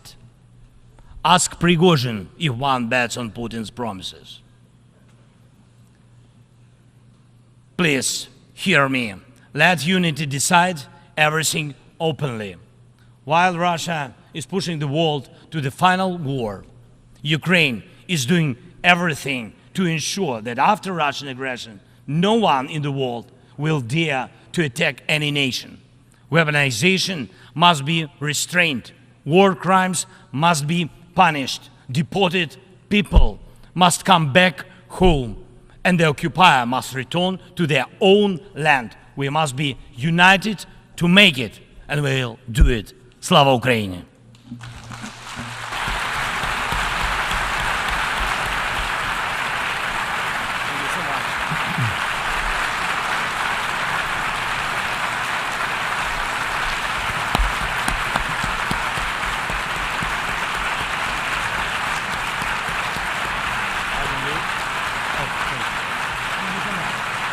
On behalf of the Assembly, I wish to thank the President of Ukraine for the statement just made and request protocol to escort His Excellency.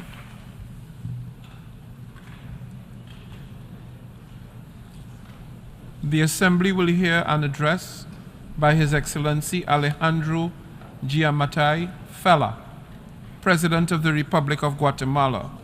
I request protocol to escort His Excellency.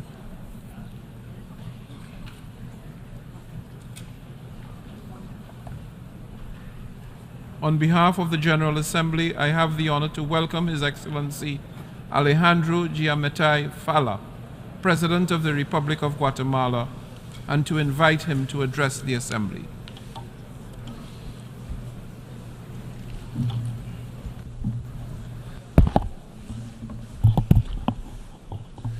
Excelentísimos, Presidente de la Asamblea General, Secretario General de la Organización de las Naciones Unidas, señoras y señores jefes de Estado y de Gobierno, señoras y señores ministros de Relaciones Exteriores, honorables delegados, señoras y señores, quiero agradecer la labor del presidente del 77º periodo de sesiones y felicitar al presidente de este periodo de sesiones, el señor Denis Francis, aplaudiendo el tema adoptado para esta sesión sobre la necesidad de reedificar la confianza entre las naciones y hacer frente a las amenazas a la paz, la prosperidad y el progreso de los pueblos de las Naciones Unidas. Nos enfrentamos hoy a un momento sin precedentes. Desde hace más de un año y medio hemos observado con horror la guerra iniciada por la Federación Rusa en contra de Ucrania, la cual infringe los principios más elementales sobre los que se basó el orden internacional después de la Segunda Guerra Mundial. Señores delegados, ¿y saben qué es lo peor? Que parece que nos hemos acostumbrado. Nos hemos acostumbrado a las flagrantes violaciones a los derechos humanos en Ucrania, a la guerra, a la muerte. Y peor aún, en lugar de enfrentar eso, nos hemos acostumbrado a voltear a ver a otro lado ante una triste y cruda realidad que pretendemos ignorar. Eso nos ha conducido a la desconfianza entre los seres humanos, a la desigualdad entre las naciones, al no respeto a los acuerdos de paz, y bajo esta realidad, la prosperidad y el progreso del ser humano son imposibles. Hoy, aquí, delante de ustedes, declaro que esta organización no es la más activa. Tenemos inseguridad alimentaria, muertes por guerra, grandes migraciones, entre otros múltiples problemas. Por eso hay que hacerla funcionar. Debemos trabajar entre todos. Necesitamos una organización renovada que busque soluciones, pero sobre todo necesitamos países que estén dispuestos a superar sus posiciones ideológicas, dispuestos a superar sus conflictos ancestrales. Este es el momento en que los seres humanos, representados en sus pueblos, estrechen sus manos, estén dispuestos a compartir sus riquezas, invirtiendo en los países que necesitan poder generarlas para sobrevivir. Se trata de salvar la raza humana, se trata de salvar al planeta, se trata de tener futuras generaciones que vivan en paz y desarrollo. Como un ejemplo de lo que estoy hablando, se puede mencionar las inmensas movilizaciones de seres humanos huyendo de las crisis en sus países, tanto por causas de inseguridad, falta de alimentos o por condiciones económicas. Por lo que bajo este nuevo orden debemos lograr unas Naciones Unidas que busque la paz y el desarrollo humano. Se debe exigir el respeto al derecho internacional, el respeto a la solución de las diferencias de manera pacífica, al respeto a la autodeterminación de los pueblos. Para que esto se logre, cada país debe levantar su voz. Cada país debe decir basta. Y hoy mi país se une al clamor para decir basta. Mi país se suma al llamado mundial para el inmediato retiro de las fuerzas rusas, respetando la integridad territorial y la unidad nacional de Ucrania dentro de sus fronteras internacionalmente reconocidas. Slava Ukraini.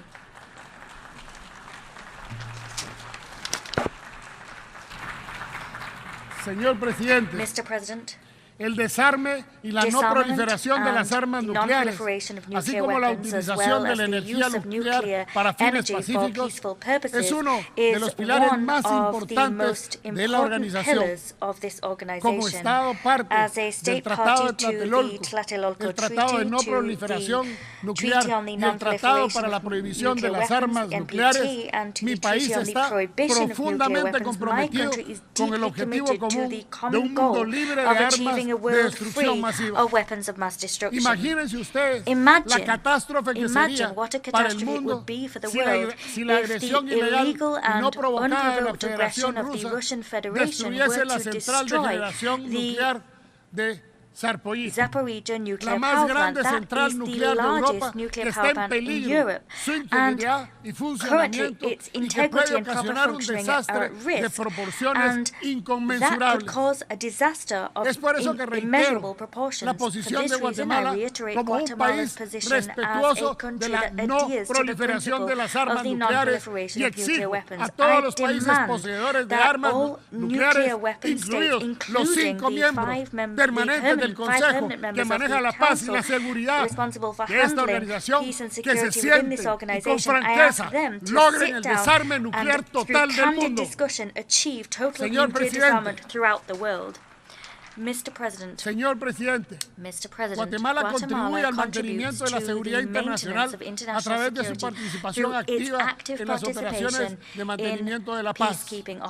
Como país promotor de la paz, Guatemala se ha comprometido con las Naciones Unidas para desplegar oficiales guatemaltecos que nos posicionan como el cuarto contribuyente de tropas más importante de las Américas. We are the TCC, which contributes the fourth largest number of troops to these operations across the Americas. Mr. President, we reiterate our staunch commitment to and solidarity with the development and prosperity of the Haitian people. That people is on the brink as a result of a multi-dimensional crisis. That is a crisis of politics, of internal security, of development, and a humanitarian crisis. As an international community, we must react and tackle the prevailing disasters before they become even more devastating.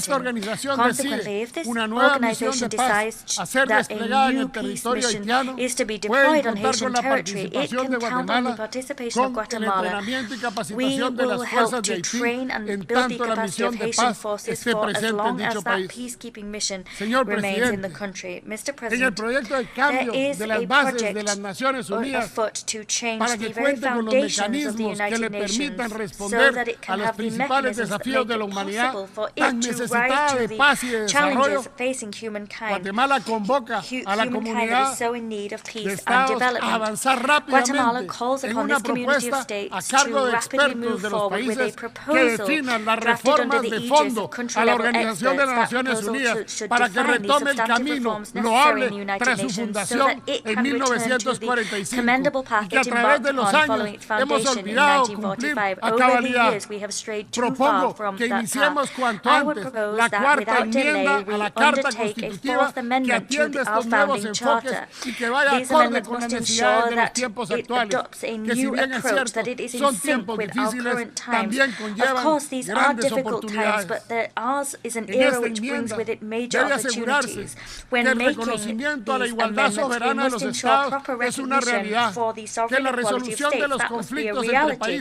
The resolution of conflicts between countries by a peaceful means must be an obligation. Nuclear energy must be used exclusively with peaceful purposes, but perhaps the most important of all is that when amending this charter, the members of the United Nations exclude no one.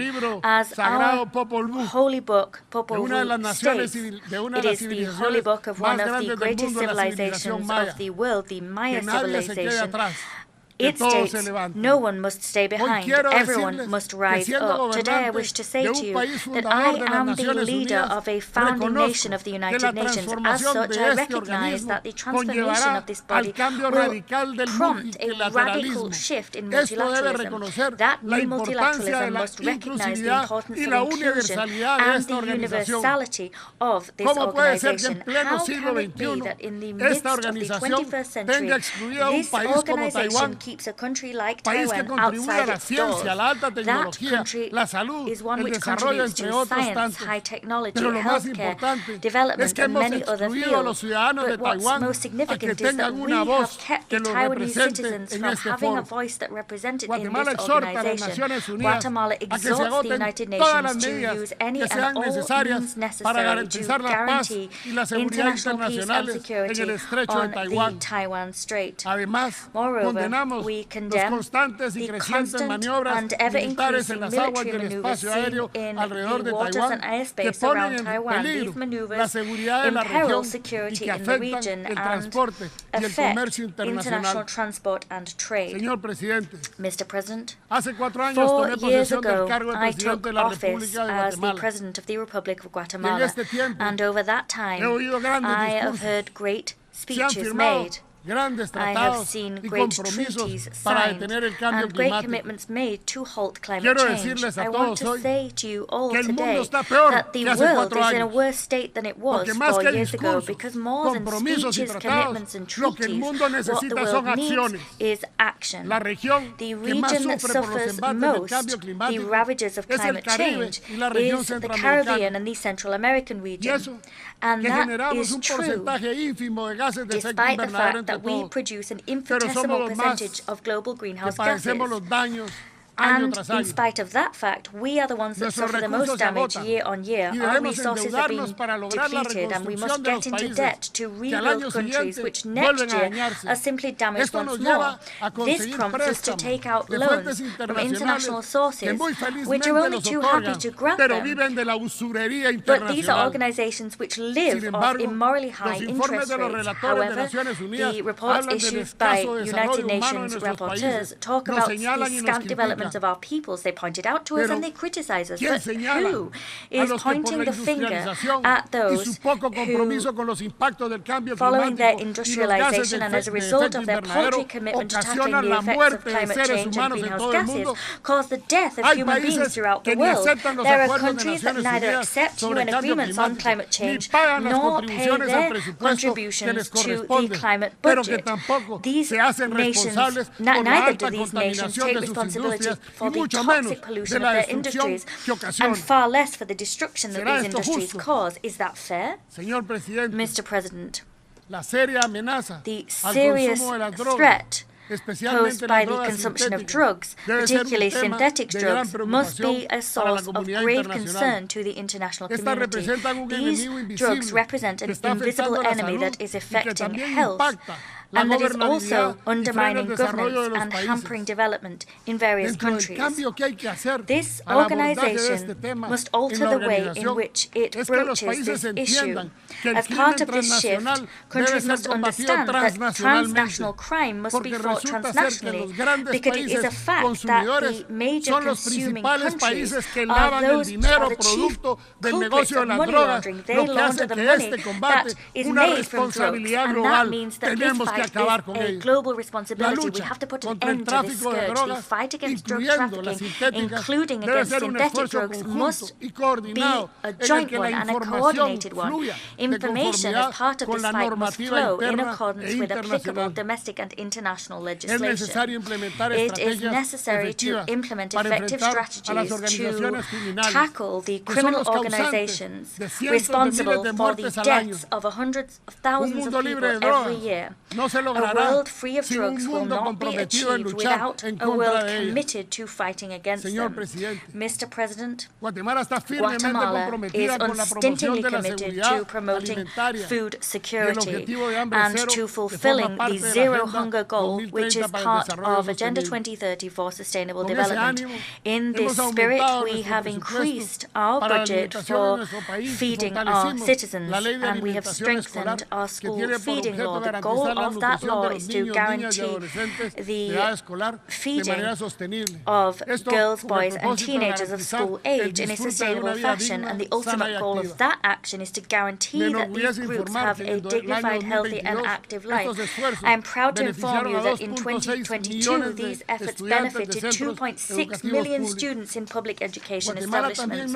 Guatemala also notes with alarm that there has been the suspension of the Black Sea Grain Initiative. We underscore at this juncture the risks that non-renewal poses for food security across the world.